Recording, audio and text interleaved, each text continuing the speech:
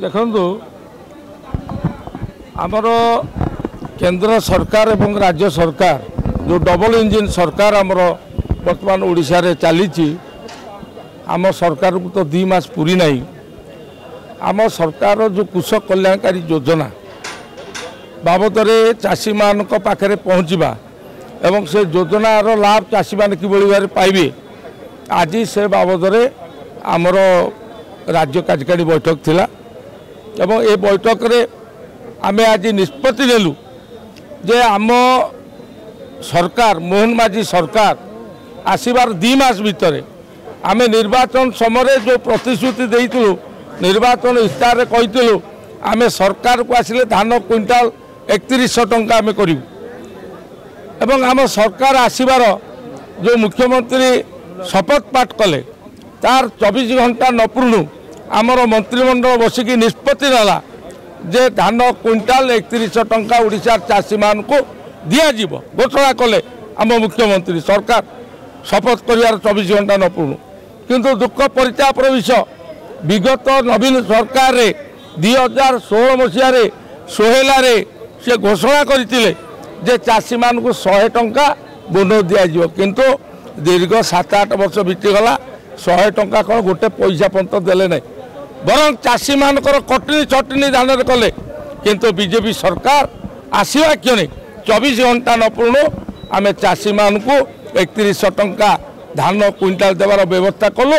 एवं आमर प्रिय मुख्यमंत्री चाषी दरदी मुख्यमंत्री मोहन माझी विधानसभा जो बजेट उपस्थापन कले धान क्विंटाल 3100 टंकार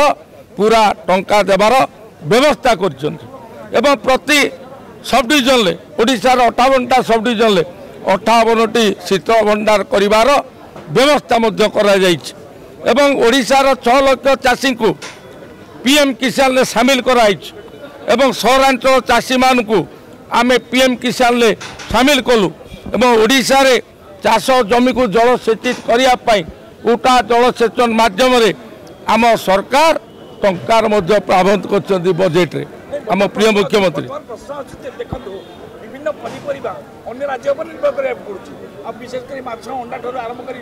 प्रत्येक जिनिस बर्तमान अन्य राज्य पर निर्भर कर आलू मिशन विकेट जो बीजेडी सरकार 2015 कले फ्लप हो गला कि आपड़ बाबद आलू मिशन बर्तमान ये पदक्षेप ने कि आलू मिशन बढ़िया देखु गोटे सरकार 24 वर्ष रु अधिक समय धरिक ओडिशा शासन कले किंतु पनीपरिया बाबद आज पर्यंत आम ओडिशा स्वावलंबी हो पारानी या बड़ी दुखदायक जंत्रणादायक घटना किसी थी न पारे आम सरकार आसी 2 मास पूरी नहीं किंतु आम सरकार शीतल भंडार प्रतिष्ठा करने टंकार व्यवस्था कर 58टा सब डिविजन कहीं ना आम चाषी आलू जदि काली फसल कर से आलू को सुरक्षित रखापी शीतल भंडार व्यवस्था आमे आज व्यवस्था कलुनी एवं ओडिशा राज्य को समस्त क्षेत्र में पनीपरिया आलू पियाज रसुण अदा सबु क्षेत्र में स्वावलंबी आम करने अन्य राज्य पर निर्भर न करने आम सरकार व्यापक व्यवस्था कर आगामी दिन में करेंगे।